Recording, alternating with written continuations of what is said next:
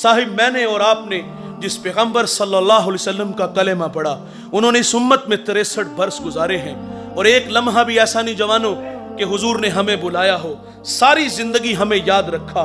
फजल बिन अब्बास कहते हैं कि जब हुजूर को मरकद नूर में उतारा गया तो फरमाते हैं कि मैंने देखा कि हुजूर के लब हरकत में है, मैंने कान करीब करके सुना तो हुजूर उस वक्त भी फरमा रहे थे, ऐ अल्लाह मेरी उम्मत की मग़फ़िरत फरमा दे।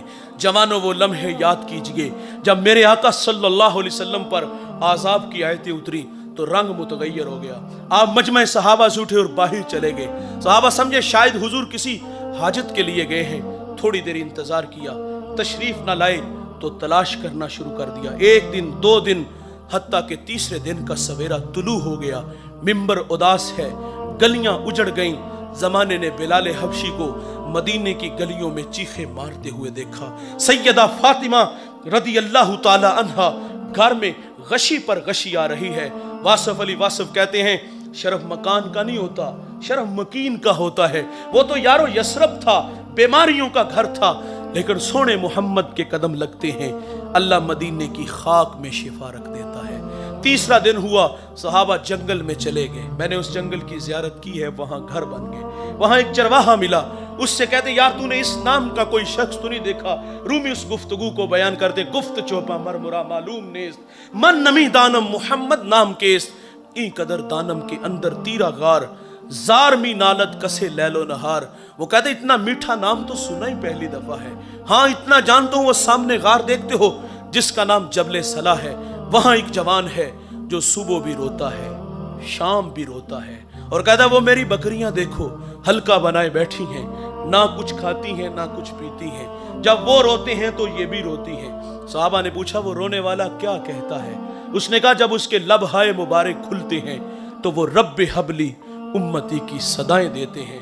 बेजान जिस्मों में जान आई। सहाबा अंदर दाखिल हुए। आंखें क्या देखती हैं कि हुजूर की पेशानी नुकीले पत्थर पे झुकी है और रो रहे हैं, अपनी मईशत के लिए नहीं। और भाई अल्लाह फरमाता है महबूब आप कहो तो हम बतखे मक्का को सोने चांदी का बना दे, अपने लिए नहीं आपके लिए, मेरे लिए अल्लाह से अर्ज कर रहे थे ऐ अल्लाह मेरी उम्मत की मग़फ़िरत फरमा दे। सहाबा जब अंदर दाखिल हुए अर्ज करते आका सर उठाएं गुलाम आए हैं, अल्लाह उम्मत के साथ भला फरमा देगा। फरमाया उतनी देर तक अबू बकर सजदे से सर नहीं उठाऊंगा जितनी देर तक अल्लाह उम्मत के मामले में मेरे साथ कोई वादा नहीं फरमा देता। दोस्तों फिर सैयदा फातिमा रदी अल्लाह ताला अन्हा को खबर मिली, आप मदीने की औरतों को लेकर उस गार की तरफ बढ़ती हैं। सहाबा पीछे हटे, आप अंदर दाखिल हुई, अपने बाबा की पेशानी सजदे में देखी तो रोने लगी। कहा अबू बेटी आई है, जिगर का टुकड़ा आया है, फ़अजलसहा फ़ी मजलसिही, जिसके लिए मसनद बिछा देते थे, फातिमा आई है। हुजूर बेटी को भी यही फरमाते मुझे उम्मत की मोहब्बत रुला रही है। सुनो दोस्तों, जब हुजूर ने सजदे से सर ना उठाया तो फिर सैयदा अपने मालिक से अर्ज करती है, मालिक मैंने सुना है जब फकीरों और दुर्वेशों की दुआएं मुस्तजाब नहीं होती तो वो सरों से पगड़ियां उतार के ऐ अल्लाह तुझसे भीख मांगते हैं, फिर तुझे अपने बंदों पे रहम आ जाता है। अर्ज किया मालिक आज तेरे नबी की बेटी फातिमा जिस पर तूने ततहीर की आयतों को नाजिल किया है, मैं सर से दुपट्टा उतार के अपने बाबा की उम्मत के लिए तुझसे भीख मांगती हूँ। सैयदा का हाथ रिदा की तरफ बढ़ा। दोस्तों कोहराम मच गया, बादलों की ओट में सूरज ने मुंह छुपा लिया, ऐसा लगा कि कयामत आ गई। रूमी कहते फिर एक सदा उठी, बस निदा आमद जे यज़दा का रसूल, मन दुआए फातिमा करदम कबूल, कर तलब कर दी जमीन व आसमां, जुमला बख्श दे मशदर यकजमा। फरमाया जबरील देर ना करो जल्दी जाओ, मेरे नबी से कहो कि सजदे से सर उठा ले, हमने फातिमा की दुआ कबूल फरमा ली। जैसे आप कहोगे हम उम्मत से वैसे ही मामला फरमा देंगे। साहिब मोहब्बत कहते हैं अमल को आसान करती है, मोहब्बत दावा है अमल दलील है, गुलामी रसूल में मौत भी कबूल है, ये खोखले नारे हैं। इंतहाई माजरत से कहूंगा और मोहब्बत तो तकाजे चाहती थी, हुजूर रो रो के हमारे लिए दुआएं कर रहे हैं। अगर तखय्युलात की दुनिया में गोता लगे 2 लम्हों के लिए खुद को खींच के उस गार में ले चलो, एक जानिब खुद को खड़ा कर लो, अपने रवैयों अपने किरदार की तरफ मैं और आप नजर दौड़ा के देख लें تو یقین جانو ندامت کے علاوہ ہمیں کچھ بھی نہیں نظر آتا، کیونکہ آج ہمارے اخلاق کھوکھلے ہیں، ہم فساد کے کھوکھلے دھانے پہ کھڑے ہیں، ہم جوان ہیں چلتے اکڑ اکڑ کے، بولتے بگڑ بگڑ کے، مستی ہی مستی، نشہ ہی نشہ، یہ ہمارے تیور ہیں۔ 5 وقت اللہ کا منادی حی علی الصلاح کی صدائیں دیتا ہے، کان پہ جھو تک نہیں رینگتی، وائز نصیحت کرتا ہے، ہم غفلت کی پٹی نہیں اتارتے۔